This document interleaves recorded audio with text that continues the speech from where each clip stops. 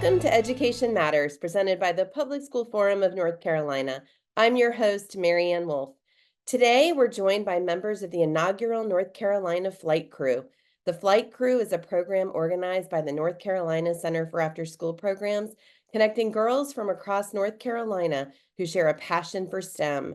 We're also joined today by EdTech consultant Adam Garry and DPI Chief Information Officer Dr. Vanessa Wrenn to discuss the future of AI in North Carolina. Finally, we'll have Wayne Capps, the program manager from the North Carolina Center for Afterschool Programs, joining us as well. Welcome, everyone. We are so pleased today to be joined by Caitlin, Eliana, and Indu from our North Carolina flight crew, as well as Wayne Capps, the program manager from the North Carolina Center for Afterschool Programs. Welcome to all of you. Wayne, could you just spend 1 minute telling us a little bit about the North Carolina flight crew? Yeah, I would be happy to. The North Carolina Flight Crew is kind of the brainchild of the folks at the North Carolina Center for Afterschool Programs and our partners in the regional STEM ecosystems in North Carolina. We were really looking for a way to help young students in North Carolina, specifically young girls in North Carolina, find a way to explore STEM careers and to develop as a STEM ambassador for the community. We thought there was a big need there, and we found that need to be true, to be accurate to what we're seeing in the state. We had over 120 applicants for this program, and unfortunately, we can only pick about 10 girls.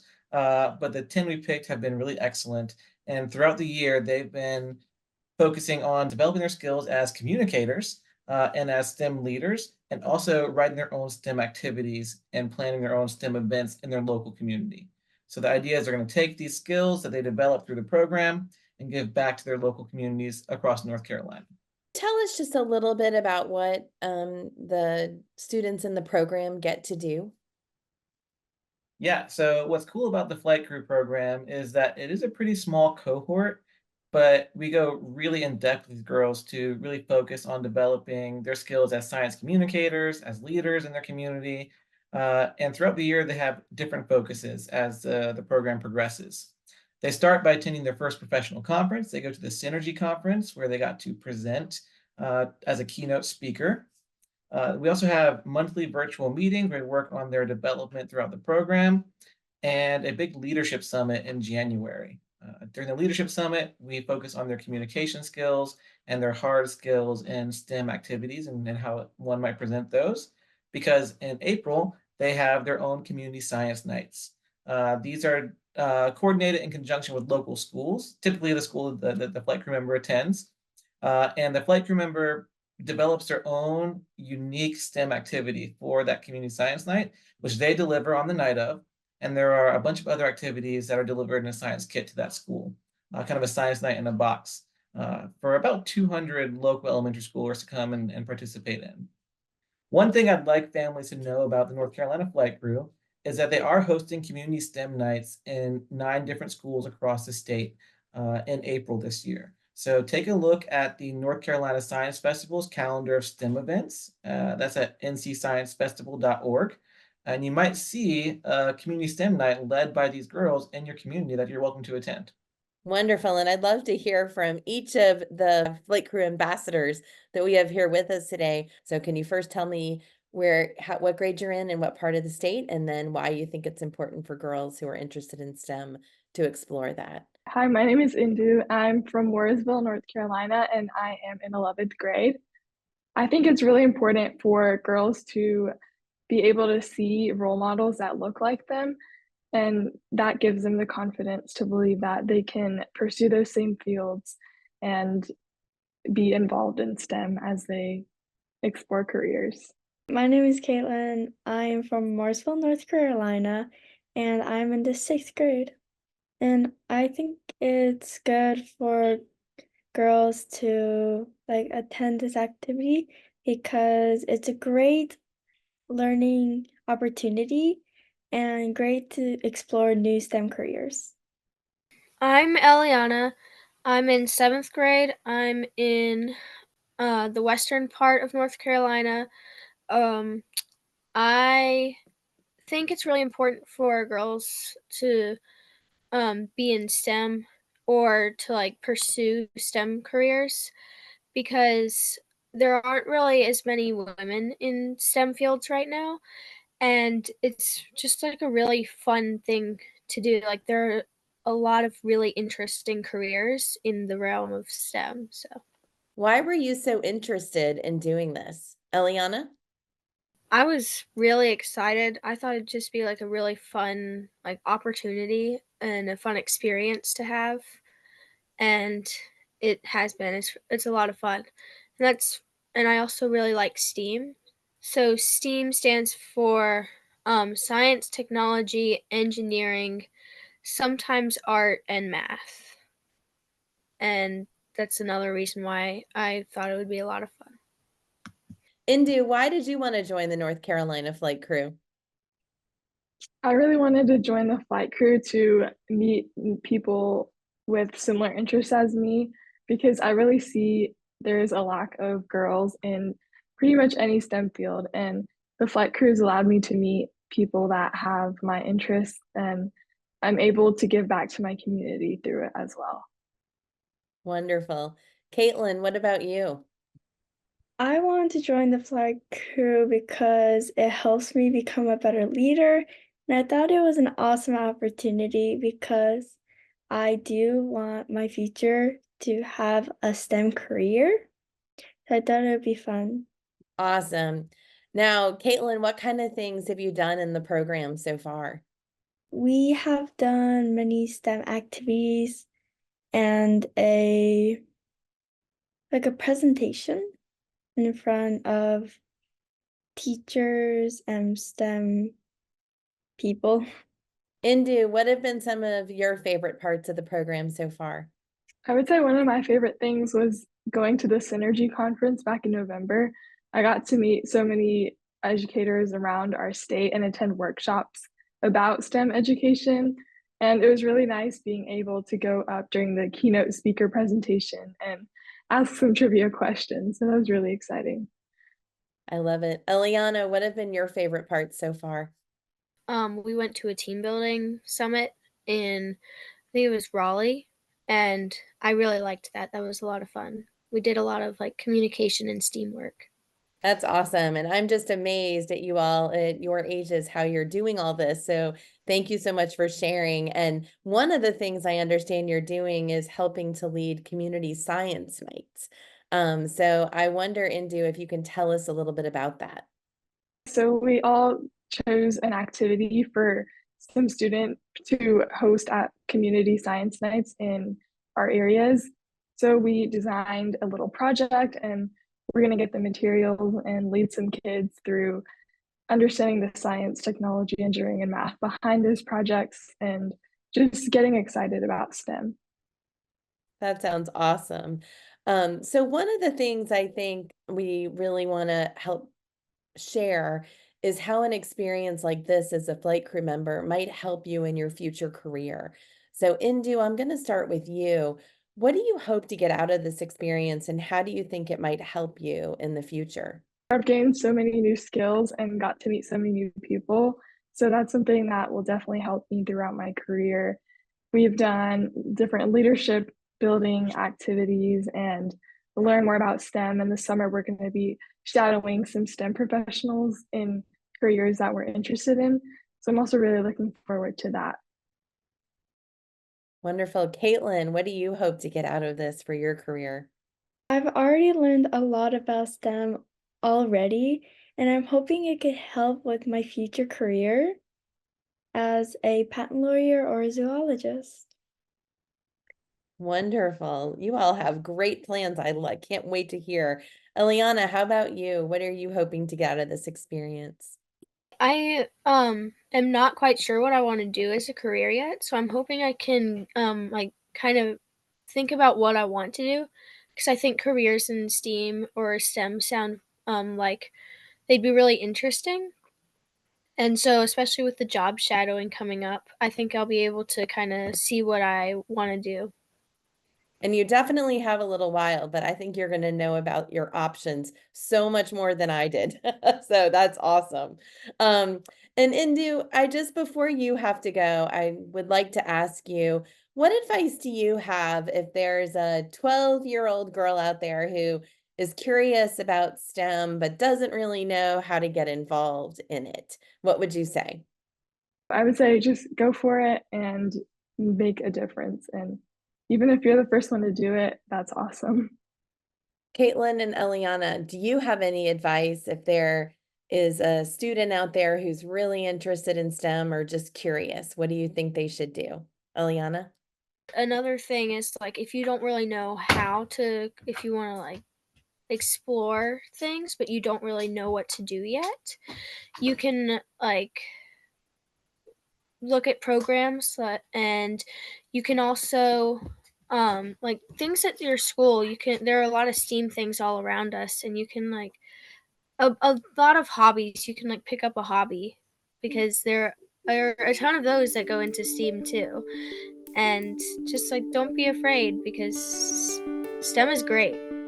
After the break, we'll be joined by Adam Garry, who is the president of Strategic EDU Consulting, and Dr. Vanessa Wrenn, the Chief Information Officer at North Carolina Department of Public Instruction. Education Matters is brought to you each week in part by Participate Learning, uniting our world through global learning.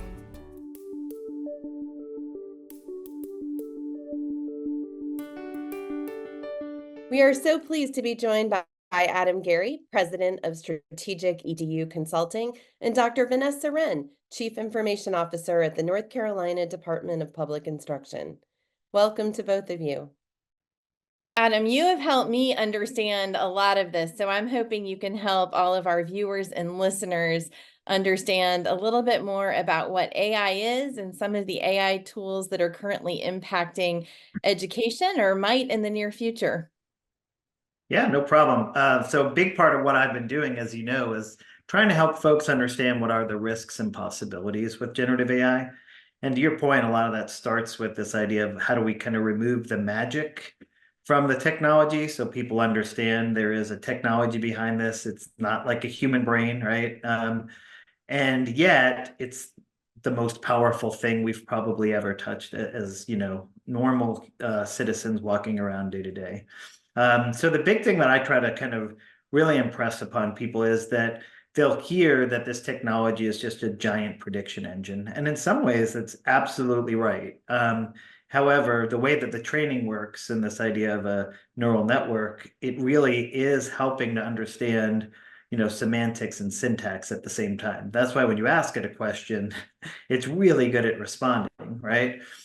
So for the first thing that people really have to understand is like the technology is built on years and years and years of learning, failing, learning again. And at this point, the way the technology works, it can answer questions in ways that seem very humanistic, right?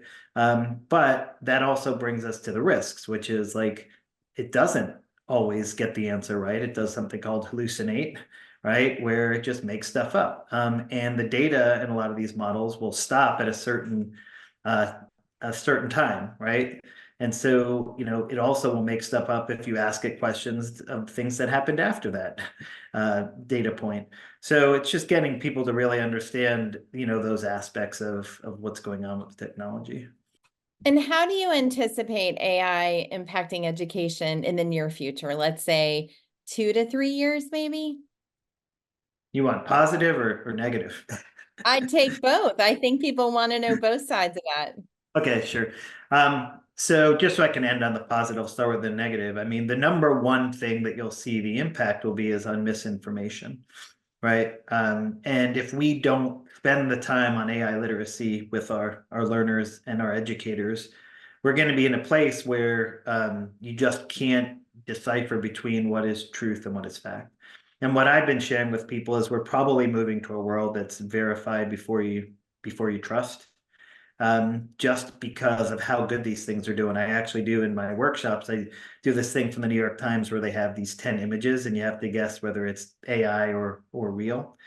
And I would say the best group I've done this with got 5 out of 10. right? So yeah, so the AI literacy piece is, something that's going to be really, really important very fast. And then obviously, getting our hands around like academic integrity and really rethinking these models of what we call plagiarism and original work. Those things, if not tackled pretty quickly, are going to have a negative impact. Positively, my entire career, I've been focused on project-based learning. I wrote a book on personalized learning, but the technology to help scale this stuff just hasn't been there. If you think about it, a teacher's job, 90% of what they do is with kids. That ability for them to get a unit, get resources, ask something, and get like a research-based way of doing something in a format that's easy for them and scalable, we just have never been able to provide. And so on the positive side, from the learner perspective and from the teacher perspective, I think we'll be able to scale models that will truly, allow for personalization as long as we kind of define it with some voice and choice on that side. I think from an operations standpoint, you're going to see that like school districts, right now, we know that, they have a teacher shortage, right? We also know that mental health and wellness is something that we need to focus on. And so I think with the ability to remove some of those things and really augment the stuff that are not uniquely human and allow folks to focus on those uniquely human things, will bring some more joy back into the profession. But we'll also be able to scale those things that really you don't need a human to do, right? For example, HR stuff. Someone's going to get hired and they have to move through a process that's very well defined, and the AI can move it through that process for folks, right? And make sure that, everything gets into the hand of that potential new employee, but does in a way that the humans don't have to touch every part of it. And then the thing I'm probably most excited about is this idea of being able to use your own data as a school system, right? So these generative AI models will be able to take a look at our data, which we've been doing for years, right, to try to do predictive models. But once we get to that root cause, now we'll have the ability to basically ask the mind of every educator that ever lived, like, how do we solve for this? What are the solutions and resources to help us? And I'm super excited about that. Awesome. Well, thank you so much for being here, and we'll definitely have you back again. Sounds good. Thanks. Welcome, Vanessa. Thank you, Marianne. I'm glad to be here. So could you tell us a little bit about how the North Carolina and the State Department of Public Instruction is approaching AI? About a year ago, when generative AI made a lot of news stories, and you heard other states beginning to say, we're not going to use that in our state. We came out very early and said it aligns so closely with our digital learning plan. The work that we've done in North Carolina is so rich around digital learning, and that we were going to learn about the technology, see if it supports student outcomes, and embrace it from that angle, but also release guidance to put some guardrails around how it can be used well. Part of our approach around that is a two-pronged approach. The first prong of that was to release the guidance. We wanted to create a playbook that was very practical, approachable, and that it was easy to replicate, that would help educators and schools and committees learn about generative AI, and also put some things in there around safety, security, responsibility, and be very living in this document so it can move as generative AI evolves over time as well. We can continually update that guidance. And then our second prong has been certainly to train teachers and to train school administrators and how to understand AI and the role that it can play around designing teacher capacity with ongoing embedded coaching, training, and support from colleagues. We've actually started what we call our AI Ambassadors program here from the Department of Public Instruction, where we're building subject matter experts out in the field who can be the go-tos for other educators as they learn how to use it appropriate for classroom usage and a deeper understanding of content. Thank you so much. And I wonder, for those watching or listening, if you can spend just a minute talking about some of the ways that AI can be used as a tool in the classroom for learning. I think it's important to remember that we've actually had AI for a while. Teachers have used it as a predictive text when they're typing emails, analysis of student data and outcomes, research algorithms. So what we've actually focused on is an introduction to the generative AI. And I think the reason why that is so important is that technology specifically provides new ways for teachers and students in the classroom to increase their productivity. As we looked at introducing AI to the public, some of the ways that we've shown teachers that it can be used is brainstorming and refining lessons to designing lessons, generating quiz questions, sample documents, assisting in research tasks. One of the things that I have found the most fun to look at and see teachers use in the classroom is historical role play, where teachers can use generative AI with students in a manner where they can look at the perspective of an event or a theme from a historical figure and learn more information about that. Certainly, the opportunity is there for teachers to use it in a more personalized learning environment. And I think one of the things that makes it so easy is the generative AI has such a human voice to it. So it eases the amount of time a teacher needs to spend in adapting to classroom readiness. And so I think that's why it's been such a firestorm, how it's hit the education world, because it's very easy to use and teachers can quickly take it and adapt it. And what is your advice for parents on getting to know this technology or how to guide their children? Because we're getting a lot of those questions too. Talk with your children about AI. Let them know that it is a technology and help take the time to understand how the large language models work. Just as we have to do, we have to critically evaluate the accuracy.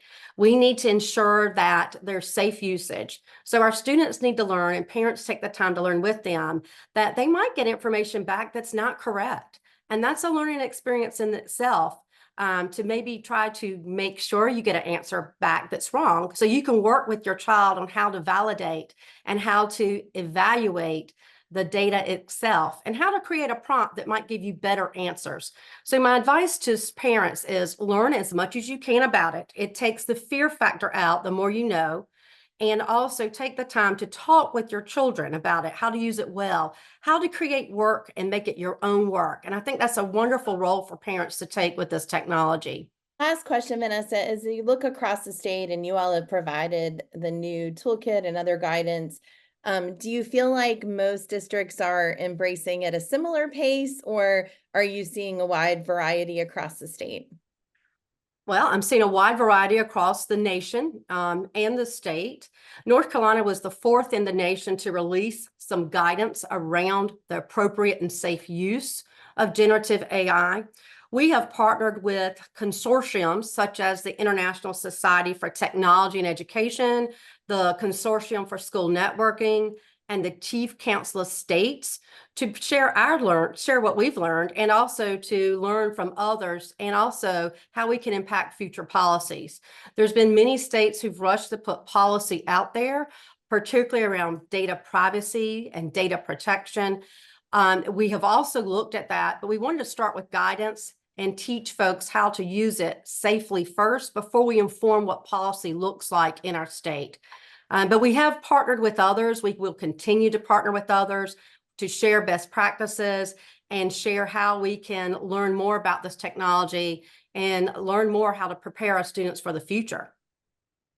Well, thank you, Vanessa. I always learn from you, so it's wonderful to be here with you today, and we'll make sure to share all of those links to the guidance and everything as well. So thank you so much for joining us. Thank you. Thank you so much for joining us as we talked about innovation in education and how important it is for us to prepare our students for the world in which they will live. That's all for today, and we'll see you next week.